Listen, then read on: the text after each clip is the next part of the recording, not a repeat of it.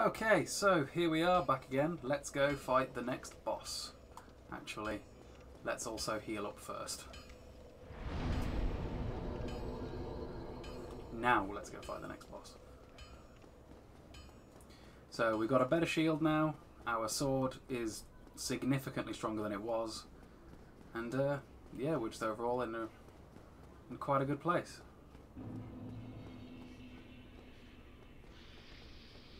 Get out of my way. No need to fight them really at this point. Just run straight back through the fortress. Get in this cage here.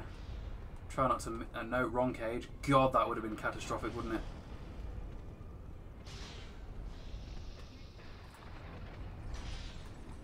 And then he'll fall to his death because they're stupid. No, actually not his death, he survived that.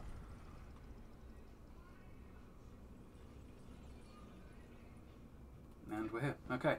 Now what, guys and girls, ladies and gents? I could do with touching the other bonfire that's up here just in case I do die. I shouldn't, but you know, things that have surprised me so far have happened on this playthrough, so I think just to be safe I will go and use the bonfire. Just think, if you didn't fall off there, you'd have no idea the bonfire was here. And you'd go the entire way, and the last bonfire you touched before fighting the boss was the one prior to the beginning of the start of the fortress. That's why it's so important to look around. Like, look at all the walls around here. Every single one of these walls has got spikes on. The only place that does not have spikes on is there, which is how you're supposed to figure out there's something down there to go and look at. So this fight, this boss fight, is one of the first boss fights so far that I've not actually had a buff for my weapon. No pine resin, I've used it all. I could have brought more at various different merchants throughout the game so far, but I don't know, I just sort of don't. I should, really, because it's helpful. But yeah, I just didn't.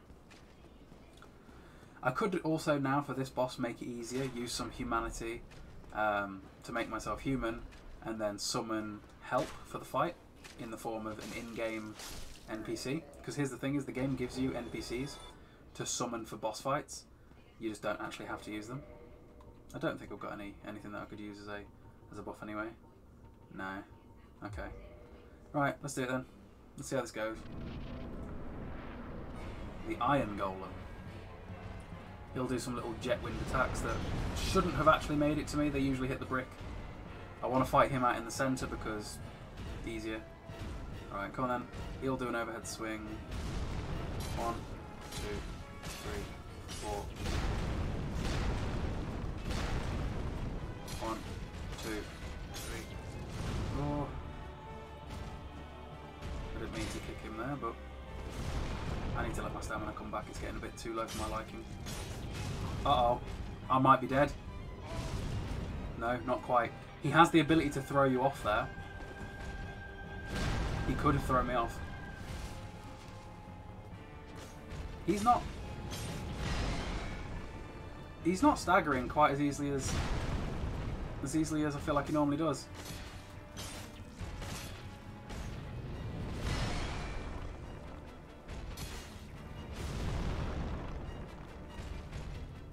Why is he... Oh, that was so close to me dying. I'm getting so cocky here trying to do something cool. I could fight him over here and it'd be way more safe, but I'm trying to do something cool.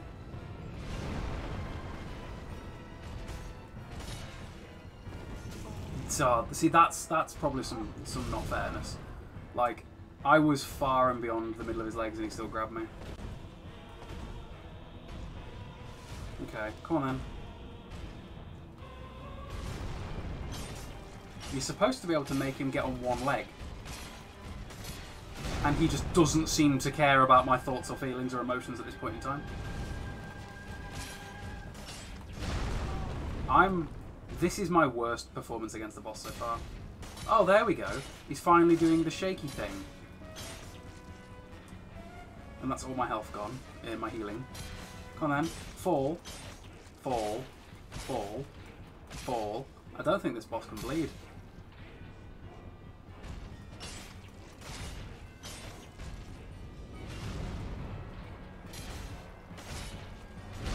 Okay, I'm just going to have to start fighting him normally.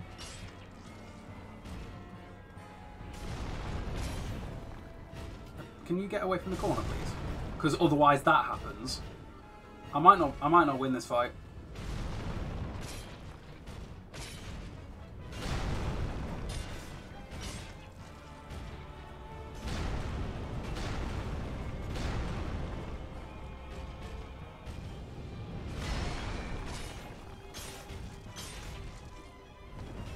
That grab is not... Okay. Okay. You want to play unfair? I got hit by that grab 3 times and he didn't he only staggered once and he didn't even fall over, and I emptied my entire stamina bar into him. Basically what's supposed to happen is, you know when he went wobbly, what should have happened there is he should have fallen over. And if you do it on the thinner bit, he should fall off. So here's what's going to happen. We're now going to do it the easy way. I'm supposed to be demonstrating how to do the game in an easy way, so let's do it. Half the reason that fight is so hard, by the way, despite the fact I've upgraded my sword, is the fact that this sword is a slashing type weapon, and he's armour. His entire thing is armour. Also, look, we're now not bacon. And yeah, it just shouldn't have been that hard. So let's... And my sword being a slashy type weapon and him being armour meant that I deal reduced damage. If I was using a crushing type weapon like a club or something bigger like a greatsword, it would have done lots more damage. So we're going to go and make this fight easier. I can't believe though he wasn't staggering. That didn't feel right to me, the fact he wasn't staggering. Like, I know I've done this boss fight a million times. It's a good thing I touched the bonfire, like I said. Honestly, this fight's easier than Quaylag, in my opinion. But look how much damage to do to him. He was just dead in 2. So what you're going to do is you'll turn human like I did at the bonfire by reverse hollowing. Then you'll come in here. There's this on the floor. Iron Tarkus.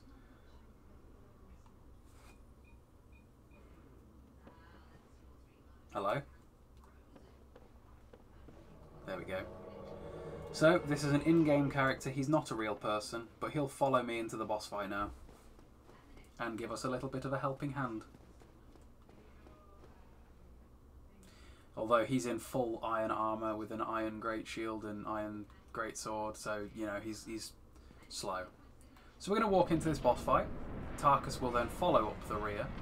And, yeah, I'm just gonna leave him. I'm not fighting him. Off you go, Tarkus. Go on, Tarkus. There we go. Tarkus 2 hands his sword, and these two have a fight on their own. Look at the golem's health, by the way.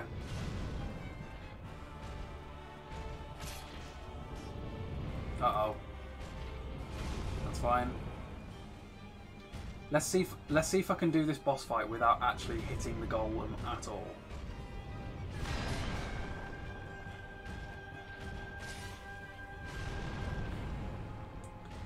If Scrap Iron Tarkus can make the golem fall over, we can knock him off now. Because he's so close to that edge. Oh no.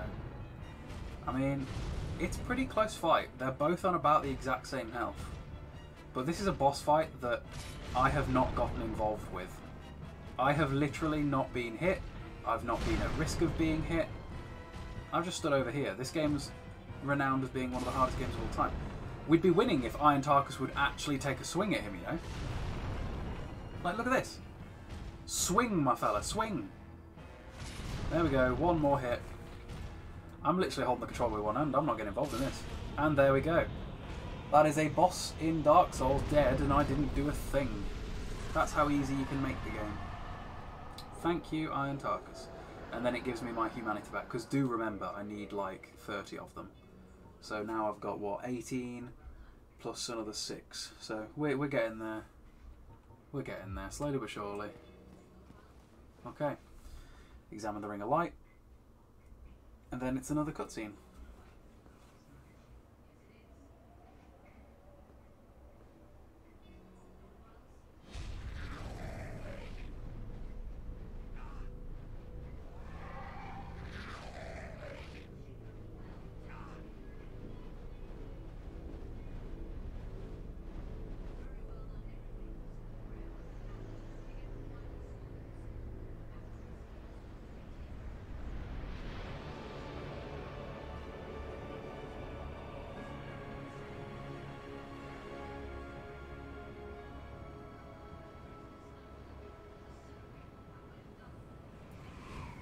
And now, welcome to Anor Londo. For some, they say this is where the game truly begins because it's the massive change in scenery. Like, think of the areas that we have seen so far. Dark dungeons, underground caves, yeah. And now we've got, like, massive mystical castles, so... Here we are, boys, girls, ladies and gents. Should I have a fight with him? No. In fact, what I'm going to do, because the entire purpose of this playthrough is to show you how to make the game easier, I'm going to be right back. I'm going to go and show you how to upgrade your sword even more than we currently have. So, now that we have reached Anor Londo, I'm going to go back. If we just talk to the demon that brought us here, it'll do the same thing in reverse, basically.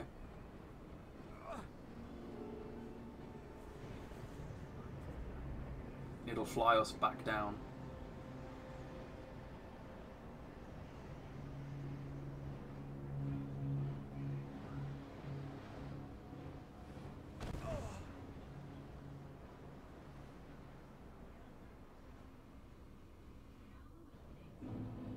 Okay, so back down to Firelink Shrine it is now. Let's go. Basically, Anor Londo is where the game truly starts to pick up some difficulty, but again, Dark Souls gives you the tools to make the game less difficult. You just have to take them. So I'm going to show you how to take them. What we're going to do is we're going to go back downstairs. I shouldn't have come this way, balls. We're going to go back downstairs and upgrade the sword before we go back to Anor Londo. Once again, just remember how early in the game I got this sword. It was like literally part 1. Literally part 1 I had the sword that I will use for the majority of the game. It's not a special sword, it's just a katana. There are other katanas in the game, they're all pretty good. For a fun fact, the sword that serpent's using to my left is one of the best strength weapons in the game. And they all have a chance of dropping one. Lots of weapons in this game are very, very, very viable. It's just a case of using what you prefer the moveset of. Most of the weapons in the game have got a different moveset. Simply choose the one that feels the best to you, I suppose. The thought has also occurred to me that I probably should have brought more poison arrows than I currently do actually have. Because I've just remembered another reason why I'll need to use them. And the fact that I don't actually yet have a bow. So, for the remainder of this video, I'm going to be doing some busy work. So, pump dex to say 25, and then endurance. So, remember, every point of dex that I give myself gives me more output in terms of damage with the sword as well. So, we move. So first things first, I'm going to go and get a bow. You'll walk in here, you got this big scary looking guy. He's not too much of a threat. Just run past him. You can kill him if you want. I mean, I might kill him on my way back through. Maybe once I've upgraded my sword a little bit, I'll kill him just for shits and giggles. But as of right now, not really too required. I'm basically just coming here because I want a bow. This is a bit of an optional area. Well, actually, no, it's not. There is a boss here that you don't have a choice but to fight, but just right now I'm not going to. I have the thing that I need to fight him. Remember that crest of Artorias that we brought from the merchant for 20,000 souls? That was a sneeze that I managed to silence, just enough to not blow all of your ears out. That crystal lizard? A slizzard. There we go. Twinkling Titanite. Not something that I'll ever use, I don't think. Actually, no, it will be. Because, well, you'll see. I will have a purpose for that. Somewhere around here, he says, he hopes. There we go. That's what I was looking for.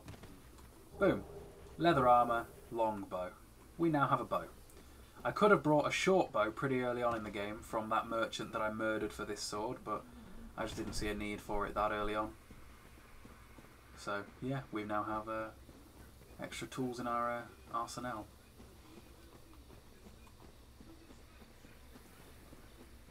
Now it's a case of just backtracking back.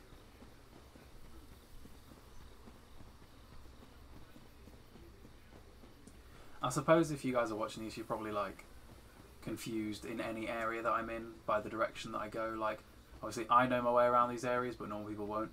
It's just a case of practice. Just explore, you know, just literally just explore. None of the areas in Dark Souls are actually that big.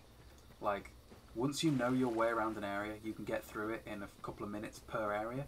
That's how we're like, I don't know, maybe 10 parts into this, and so many bosses have already died. Like, we've killed a lot of bosses already. Like, Asylum Demon, Capra Demon, Taurus Demon, Gaping Dragon, Quaylag, the Iron Golem. I think that's all of them. We're doing pretty well. So next thing we're going to do is I want to go and buy a few more poison arrows, because I think I probably did buy enough to do what I want to do, but I really want to, I don't want to leave anything up for chance, because that's kind of the purpose of this playthrough, is to show you guys how to make the game lots more doable than you might think it was otherwise.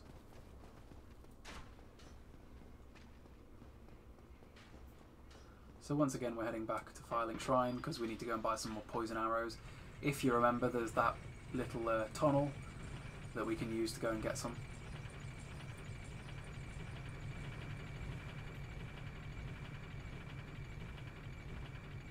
Come on. Let's go.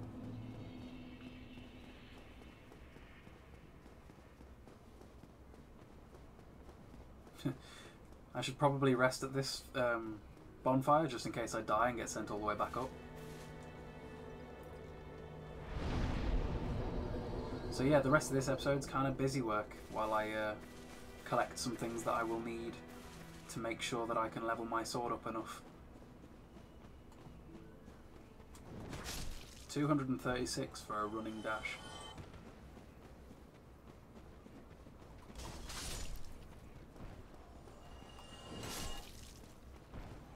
At this point we can just one-shot all of these boys. Actually, I should kill that rat just for a chance at some humanity.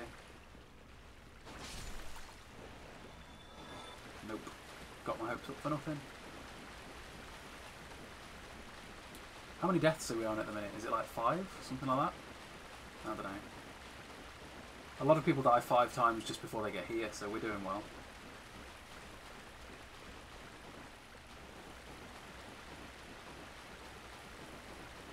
Right.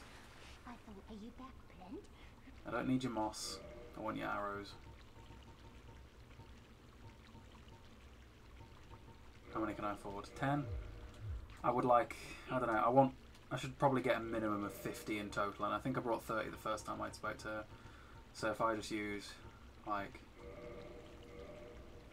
is that 800? Yeah, that should be enough.